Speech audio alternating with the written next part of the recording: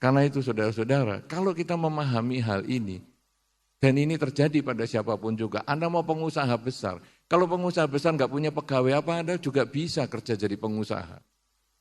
Ketika Anda jualan, Anda tokonya rame, kalau enggak ada orang beli apa Anda bisa jadi orang kaya.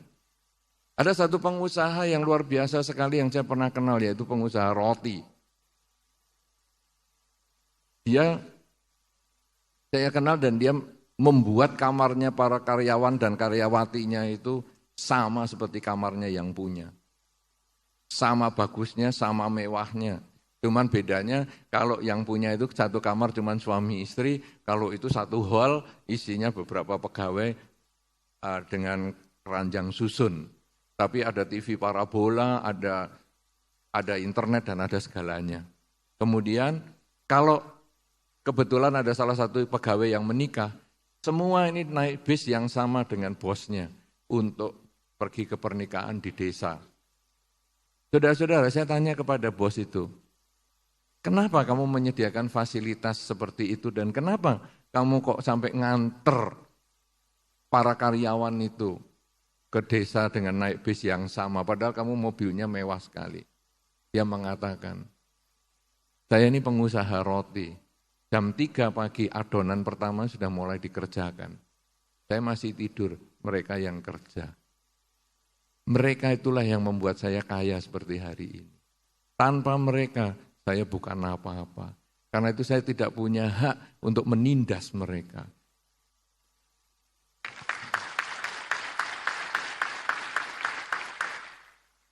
Mereka adalah mitra kerja saya. Karena itu ketika mereka ada yang menikah, saya akan datang ke tempat mereka dengan naik bis yang sama karena mereka adalah mitra saya. Coba saudara, orang ini memahami dengan baik bahwa sesungguhnya bukan diri sendiri yang membuat kita sukses, tapi kita karena dukungan orang lain. Kalau kita memahami ini, apa tuh gunanya kesombongan yang justru menghancurkan diri kita sendiri? Apalagi kalau sudah mengerti tentang jenazah, Anda lalu membaca Wijaya Sutta, lalu Anda akan memahami orang yang kaya, orang yang cantik, orang yang ganteng, orang yang pandai, orang yang berpangkat, orang yang apa, akhirnya semua itu hanya jadi jenazah. Kalau sudah akhirnya jadi jenazah, yang busuk, yang dimakan ulat, dimakan cacing, yang akhirnya juga hanya menjadi tengkorak, yang akhirnya juga lapuk, dan akhirnya menjadi serbuk. Apa yang mau disombongkan? Prestasi apa yang akan disombongkan? Karena semua itu hanya proses. Kita sesungguhnya hanya pelaksana di dalam satu masa saja. Apa yang kita lakukan yang terbaik ini hanya mudah-mudahan bisa dikenang. Tapi bukan untuk menambah kesombongan, hanya untuk memberi makna di dalam hidup. Sudahkah saya dilahirkan oleh orang tua saya itu bermanfaat? Apakah saya ini justru memalukan orang tua saya? Ketika saya menjadi biku, saya meminta izin kepada orang tua. Dan orang tua saya tidak sulit untuk melepas, saya hanya ngomong. Orang menjadi biku kan menjadi orang baik. Menjadi orang baik, kok ditangisi? Kalau saya menjadi penjahat, apa kamu lebih senang? Ya sudah, kamu jadi biku. Kata-kata itu yang merupakan janji bagi saya.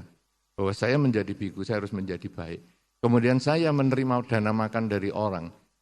Berarti saya juga harus baik sama orang. Karena kalau saya bisa jalani dengan baik menjadi biku, maka orang yang berdana kepada saya akan merasakan manfaatnya. Kalau sudah demikian ini, kita lalu menyadari hidup kita sangat tergantung orang lain. Contoh saya adalah sebagai biku, tapi siapapun di antara Anda, tadi juga Bante Teja sudah sampaikan, kita semua tergantung sama orang lain. Anda lahir kalau enggak tergantung ibu Anda, siapa yang melahirkan Anda? Puser Anda itu adalah tanda bahwa ibu Anda mengandung. Apakah Anda kenal dengan ibu Anda atau tidak, itu enggak urusan. Tapi puser Anda, itu adalah hubungan Anda dengan ibu Anda. Siapa di sini yang enggak punya wudel? Iya toh? Semua punya pusat, berarti semua punya ibu. Apakah Anda kenal ibu atau tidak, itu enggak pusing. Tetapi itu jasanya ibu yang sudah membuat Anda terlahir sebagai manusia. Jasanya ibu dan bapak yang membuat Anda terlahir sebagai manusia dan mengenal dharma. Kalau sudah demikian, Itu mereka yang berjasa. Anda sekolah, ada gurunya. Anda menjadi biku, Anda menjadi pengusaha, Anda menjadi apa. Semua itu ada orang lain yang mendorong Anda untuk maju.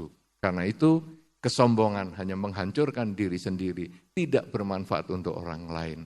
Berjuanglah terus, jadilah pelaku sejarah, tapi jangan pernah sombong, karena tidak ada manfaatnya dan itu tidak dibawa ke alam yang selanjutnya. Terima kasih.